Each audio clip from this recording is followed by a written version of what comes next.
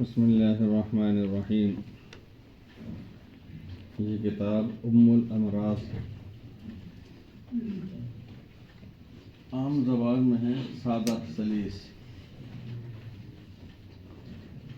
اس لیے یہ پڑھی آ رہی ہے آج کل، پچھلے ہفتے شروع کی تھی۔ حضرت شیخ الحدیث مولانا زکریا صاحب رحمۃ اللہ علیہ کے افادات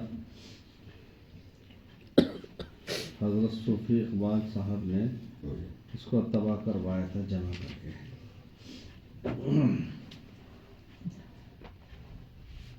ام الامراض تمام باطنی بیماریوں کی جڑ تکبر ہے، بڑائی۔ بسم اللہ الرحمن الرحیم، نحمدہ ونصلی علی رسولہ الکریم۔ فصل اول، تکبر کی مذمت۔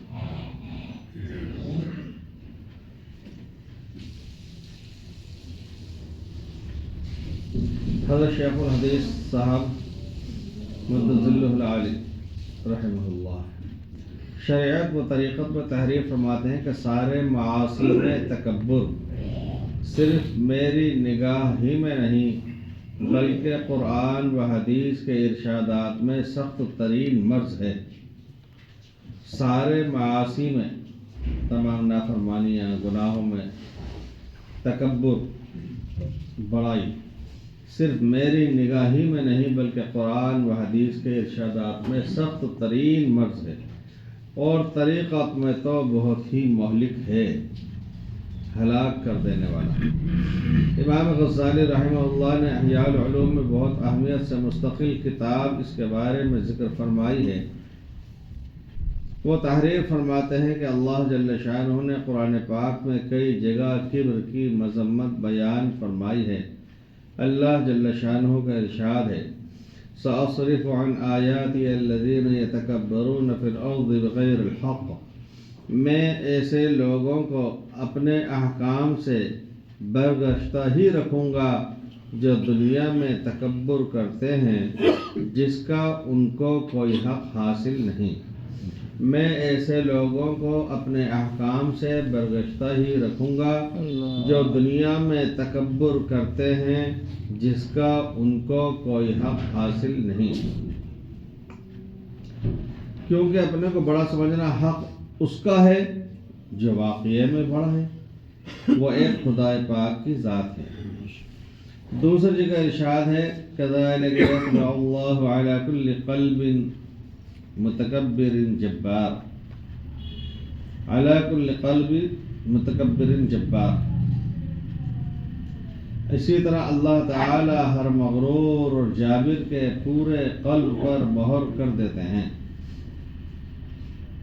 اور ارشاد واللہ لا يحب المتکبرین۔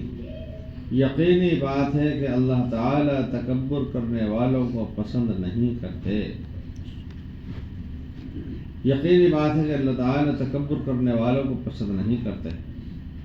اور ارشاد ہے، وقال ربکم ادعونی استجب لکم ان الذین یستکبرون عن عبادتی سیدخلون جہنم داخرین۔ اور تمہارے پروردگار نے فرمایا ہے کہ مجھ کو پکارو، میں تمہاری درخواست قبول کر لوں گا۔ جو لوگ میری عبادت سے، جس میں دعا بھی داخل ہے، سرتابی ہیں، وہ عنقریب ذلیل ہو کر جہنم میں داخل ہوں گے۔ اور تکبر کی مذمت قرآن پاک میں بہت زیادہ آئی ہے، اور حضور اکرم صلی اللہ علیہ وسلم کا ارشاد ہے کہ جنت میں وہ داخل نہیں ہوگا جس کے دل میں رائی کے دانے کے برابر بھی کبر ہوگا۔ جنت میں وہ داخل نہیں ہوگا جس کے دل میں رائی کے دانے کے برابر بھی کبر ہوگا۔ حضرت ابو ہریرہ رضی اللہ تعالیٰ عنہ کی روایت سے حضور اکرم صلی اللہ علیہ وسلم کا ارشاد نقل کیا گیا ہے کہ اللہ تعالیٰ فرماتے ہیں کہ بڑائی میری چادر ہے اور عظمت میری ازار ہے، تو جو کوئی شخص ان دونوں چیزوں میں سے کسی میں مجھ سے جھگڑا کرے گا تو اس کو جہنم میں ڈال دوں گا اور ذرا پرواہ نہیں کروں گا۔ اور ایک حدیث میں حضور اکرم صلی اللہ علیہ وسلم کا ارشاد نقل کیا گیا ہے کہ جس کے دل میں رائی کے دانے کے برابر بھی کبر ہوگا، اللہ تعالی اس کو منہ کے بل جہنم میں ڈال دے گا۔ حضور اکرم صلی اللہ علیہ وسلم کا یہ ارشاد ہے کہ آدمی اپنے نفس کو بڑھاتا رہتا ہے یہاں تک کہ جبارین میں لکھ دیا جاتا ہے، اور جو عذاب ان کو ہوتا ہے وہی اس کو بھی ملتا ہے۔ اور حضور اکرم صلی اللہ علیہ وسلم نے ارشاد فرمایا کہ قیامت کے دن جہنم میں سے ایک گردن نکلے گی جس کے 2 کان ہوں گے جس سے وہ سنے گی، اور 2 آنکھیں ہوں گی جن سے وہ دیکھے گی، اور ایک زبان ہوگی جس سے وہ بولے گی اور کہے گی کہ میں 3 آدمیوں پر مسلط ہوں، ہر متکبر ضدی پر، اور ہر اس شخص پر جو اللہ کے ساتھ شرک کرتا ہو، اور تصویر بنانے والے پر۔ اور حضور اکرم صلی اللہ علیہ وسلم کا ارشاد ہے کہ جنت اور دوزخ میں مناظرہ ہوا، جنت اور دوزخ میں مناظرہ ہوا۔ جہنم نے کہا کہ میں ترجیح دی گئی ہوں متکبر اور جبار لوگوں کے ساتھ، اور جنت نے کہا کہ میں ایسے لوگوں کے ساتھ ترجیح دی گئی ہوں جو کمزور اور گرے پڑے اور بھولے بھالے ہوں گے۔ اور حضور اکرم صلی اللہ علیہ وسلم کا ارشاد ہے کہ حضرت نوح علیہ السلام نے انتقال کے وقت اپنے 2 صاحبزادوں کو بلایا اور فرمایا کہ میں تمہیں 2 چیزوں کا حکم کرتا ہوں اور 2 چیزوں سے منع کرتا ہوں، شرک سے اور کبر سے، شرک سے اور کبر سے۔ اور حضرت ابو ہریرہ رضی اللہ تعالیٰ عنہ سے حضور اکرم صلی اللہ علیہ وسلم کا ارشاد منقول ہے کہ قیامت کے دن جبارین اور متکبرین کو چیونٹیوں کے برابر کر دیا جائے گا، لوگ ان کو روندتے ہوئے جائیں گے۔ امام غزالی علیہ الرحمہ نے احیاء العلوم میں بہت سی روایات اور آثار کبر کی برائی کے ذکر کیے ہیں۔ یہ مختصر رسالت ان کا احاطہ نہیں کر سکتا، ان میں سے چند بطور نمونے کے لکھواتا ہوں۔ حضرت ابوبکر صدیق رضی اللہ تعالیٰ عنہ کا ارشاد ہے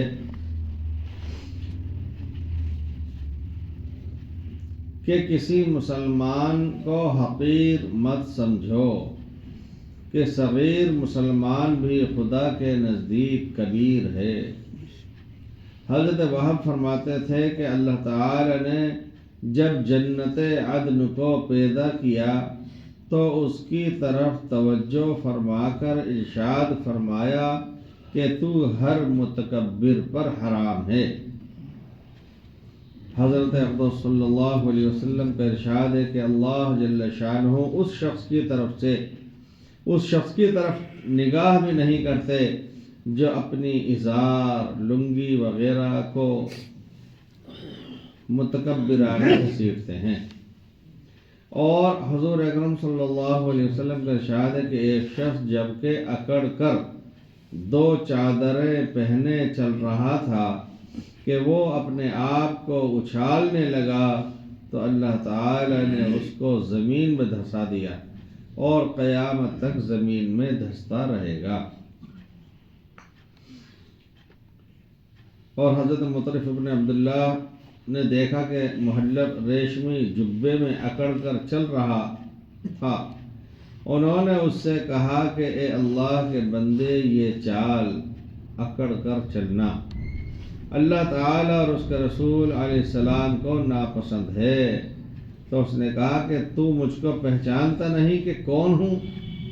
انہوں نے کہا کہ خوب پہچانتا ہوں، تیری ابتدا منی کا قطرہ تھی اور تیرا آخر مردار ہوگا جس سے ہر شخص گھن کرے گا، اور تو ان دونوں حالتوں کے درمیان میں اپنے پیٹ میں نجاست لیے پھرتا ہے۔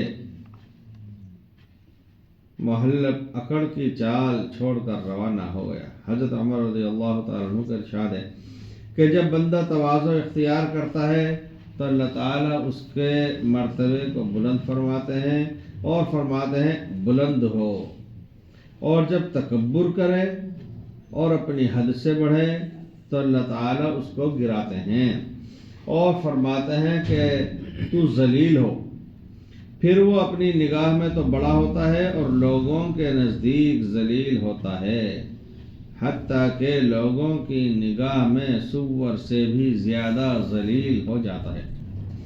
حضرت مالک بن دینار علیہ رحمہ فرماتے ہیں کہ اگر کوئی شخص مسجد کے دروازے پر یہ آواز دے کہ تم میں جو سب سے برا ہو وہ باہر نکل آئے تو خدا کی قسم مجھ سے کوئی آگے نہیں بڑھ پائے گا۔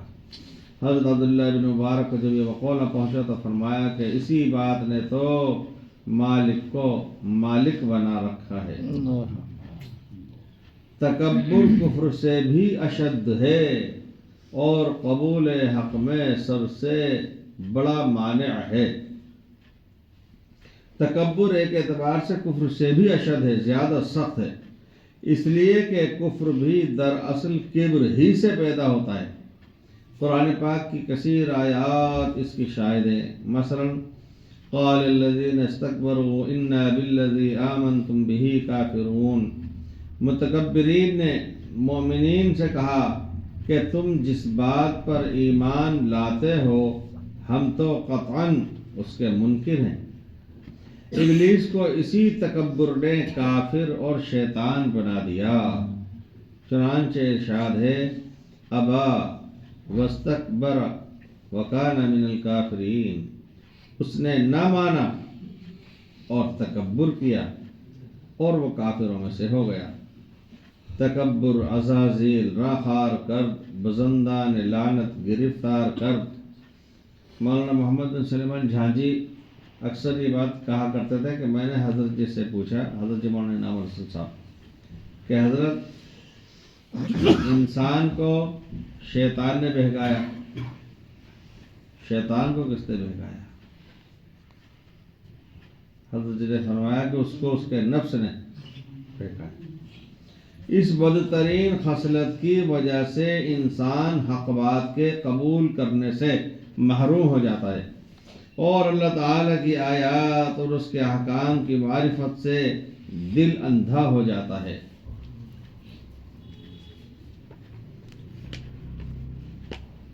ابھی اوپر آیت گزری تھی کہ میں ایسے لوگوں کو اپنے احکام سے برکشتہ ہی رکھوں گا جو دنیا میں تکبر کرتے ہیں جس کا ان کو کوئی حق نہیں۔ اسی لیے کہا جاتا ہے کہ کبر کفر کا شعبہ ہے، کبر کفر کا شعبہ ہے، اور جن گناہوں کا تعلق کبر سے ہوتا ہے وہ شیطانی گناہ کہلاتے ہیں، جن کی بڑائی حیوانی گناہوں سے بہت زیادہ ہے۔ اسی لیے الغیبۃ اشد من الزنا فرمایا گیا۔ ان شیطانی اور جاہی گناہوں سے توبہ کی توفیق بھی کم ہو جاتی ہے۔ ان شیطانی اور جاہی گناہوں سے، جاہی گناہ بڑائی کا طالب ہونا، مناصب عہدے منصب کا طالب ہونا، ان گناہوں سے توبہ کی توفیق بھی کم ہوتی ہے، کیونکہ ان کے برا ہونے پر التفات نہیں ہوتا، اور حیوانی گناہوں کی برائی بہت معروف و ظاہر ہوتی ہے۔ خود گناہ کرنے والا اس کو برا سمجھتا ہے، غفلت اور نفس کے غلبے کی وجہ سے کر جاتا ہے، لیکن دل سے شرمندہ ہوتا ہے، اور ندامت ہی توبہ ہے۔ گویا توبہ کی بڑی شرط ندامت تو موجود ہی ہوتی ہے، باقی شرائط یعنی گناہ سے الگ ہونا اور آئندہ کے لیے بچنے کا عزم کرنا وغیرہ شرائط پوری کر کے توبہ کرنا آسان ہوتا ہے۔ تکبر کے دنیاوی نقصانات، آخرت کے معاملے میں بے یقینی۔ دنیا میں تکبر کے نقصانات، آخرت کے معاملے میں بے یقینی، لاپرواہی، اور اس کے برعکس دنیا پر یقین اور اس کی عظمت اور محبت کی بنا پر ہم لوگوں کا عمل ایسا ہے جس سے ظاہر ہوتا ہے کہ ہم امور آخرت کا خدا الگ اور دنیا کا خدا الگ مانتے ہیں۔ مثلا امور آخرت میں گناہوں سے بچنے اور نیکیاں حاصل کرنے کی پوری کوشش اور تدابیر نہیں کرتے، بلکہ جھوٹے توکل اور بخشش کی امید اور اللہ تعالیٰ کے غفور رحیم ہونے کو کافی سمجھتے ہیں، مگر دنیاوی امور میں توکل کے ساتھ پوری کوشش اور تدابیر عمل میں لاتے ہیں، بغیر کوشش اور اسباب کے کامیابی کی امیدیں باندھنے کو حماقت سمجھتے ہیں۔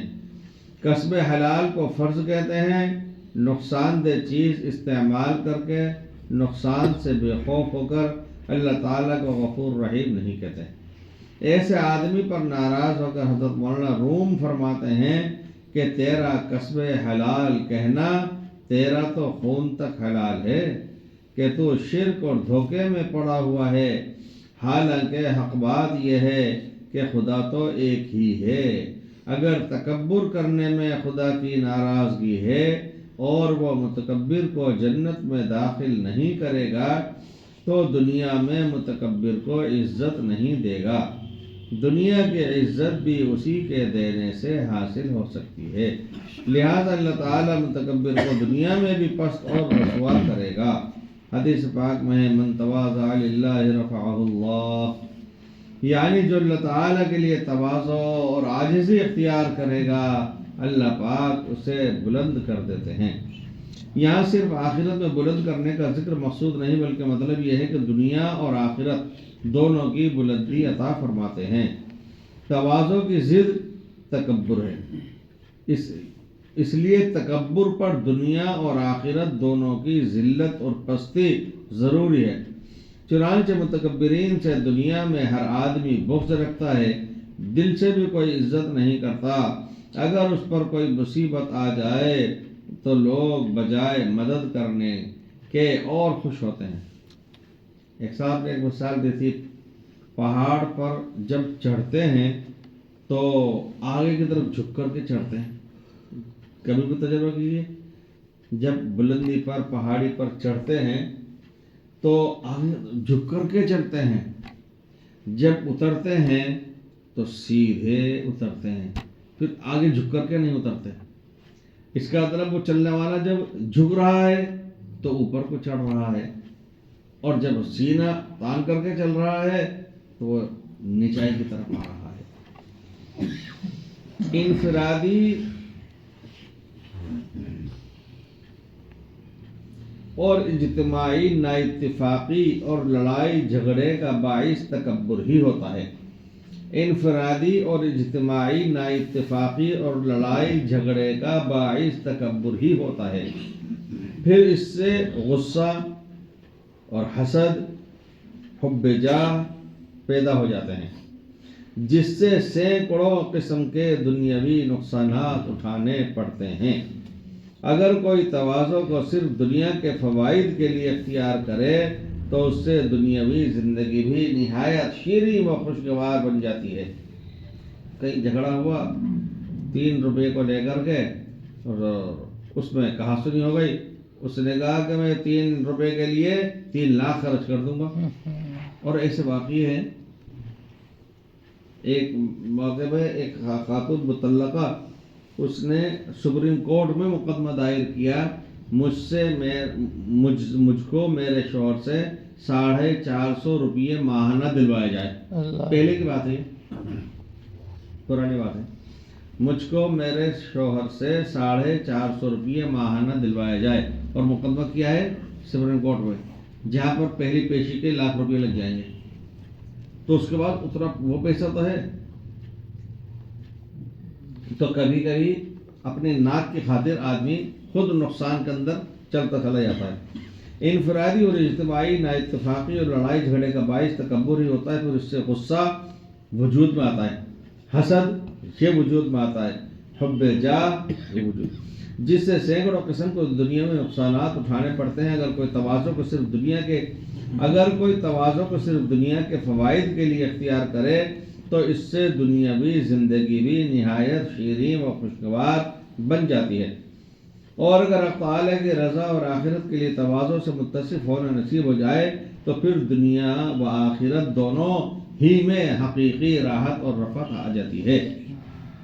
مولانا محمد یونس صاحب پونا کے تھے، ایک بڑے عالم بزرگ، بہت اچھے خطیب و قاری، اور تو وہ یہاں تشریف لائے ہوئے تھے، انہوں نے خواص بیان کیا تو انہوں نے فرمایا، وہ خود تاجر بھی تھے، تو انہوں نے فرمایا کہ مسلمان کے پاس آج اپنے خود کے ذاتی مفاد کے خاطر بھی اخلاق نہیں ہے، اللہ، اپنے ذاتی مفاد کے خاطر۔ تو 15-20 سال ہو گئے ہوں گے، اگلی گلی کے اندر لوگوں نے دیواروں کے سہارے لگا رکھا تھا کچھ مال بیچنے کے لیے، کئی طرح کی دکانیں کھول رکھی تھی، جب یہ کمپلیکس نہیں بنا تو جب چالو ہوئی، تو میں وہاں پر گیا ہوا تھا ایک دفعہ، 2-3-4 عورتیں آئیں اور میرا ایک مقتدی جس کے پاس گیا تھا میں، اس سے کوئی بات کری تو سننا کہ اس نے ناگواری کے ساتھ میں غصے میں جواب دے دیا، وہ یہ کہتی ہوئی چلی گئی کہ مسلمان بے ایمان، مسلمان بے ایمان، یہ کہتی ہوئی گئی وہ۔ اچھا، میں خود وہاں موجود تھا پہلے سے، تو میں بھی محسوس کر رہا تھا، میں نے اس سے صاف کہا بھی، میں نے کہا غلطی تمہاری ہے، وہ آئی تھی، وہ گاہک ہے، اس کی قدر کرنا چاہیے تھی، نرمی سے بات کرنا چاہیے تھی، تم نے اس طرح سے جواب دیا، نہیں دینا چاہیے تھا۔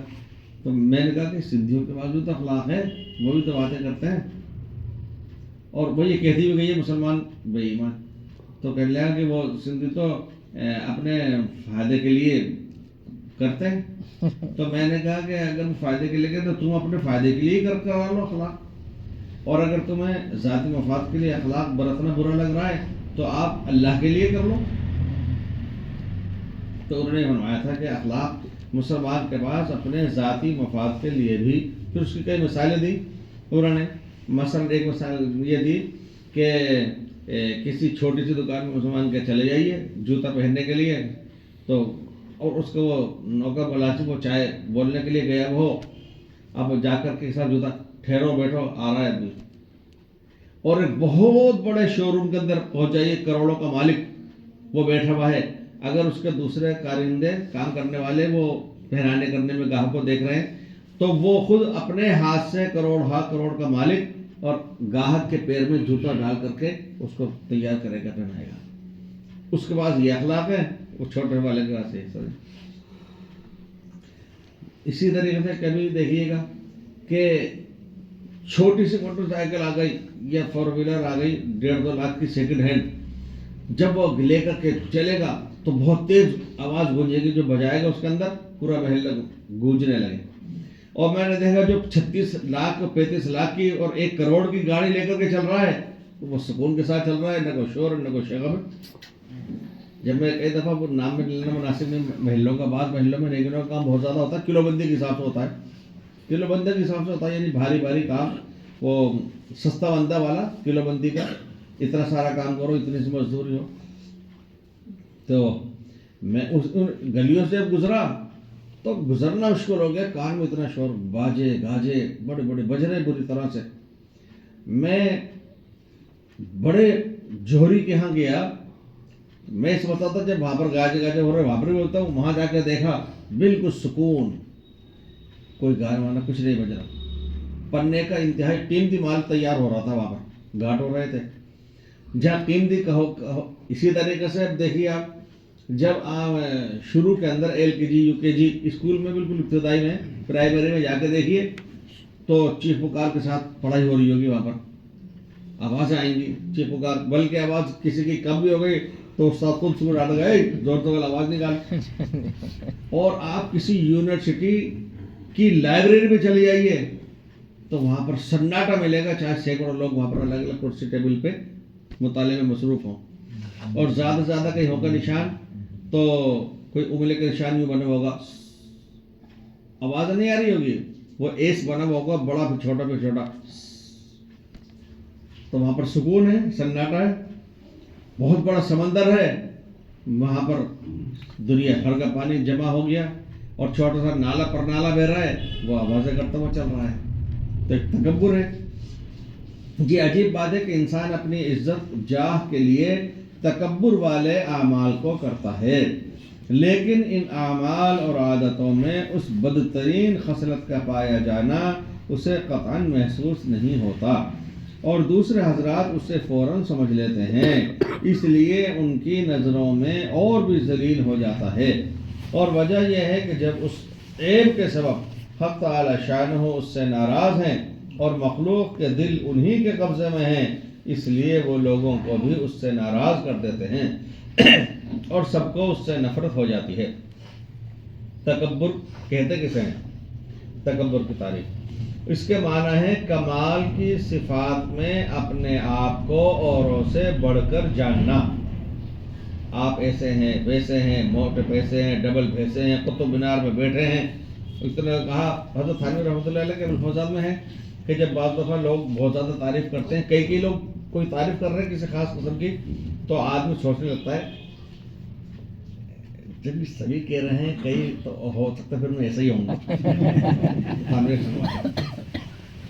اشعب نام کا تھا، بخیل کنجوس تھا بیچارہ، اور وہ ادھر ادھر کے پیانوں پر اس کی زندگی بسر ہو رہی تھی، لالچی مشہور تھا وہ، تو بچے بھی اس کو چھیڑتے تھے۔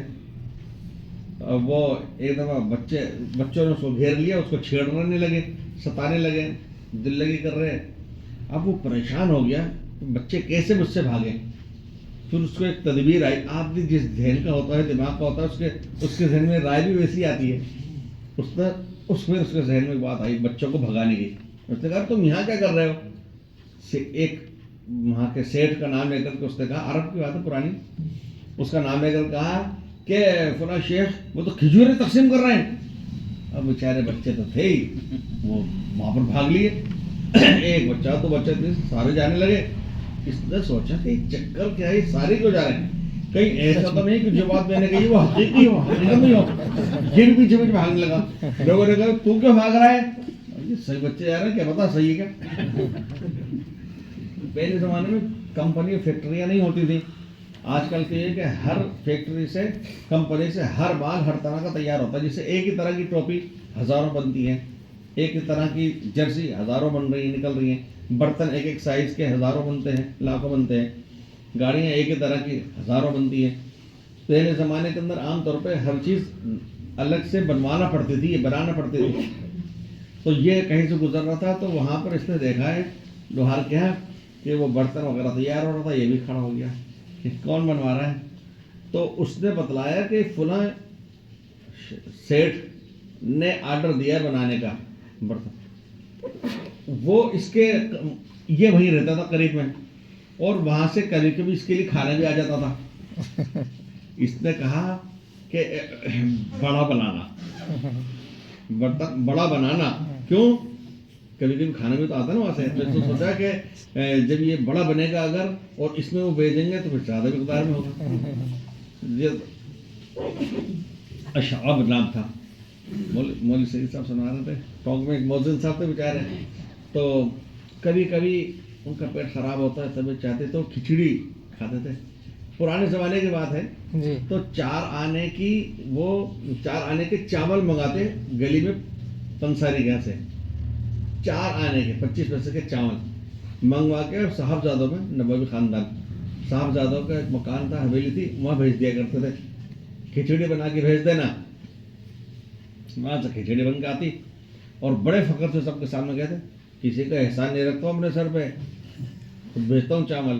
پھر مولوی صاحب صاحب فرمانے لگے کہ یہ چاول کہاں کے بھیجتے تھے؟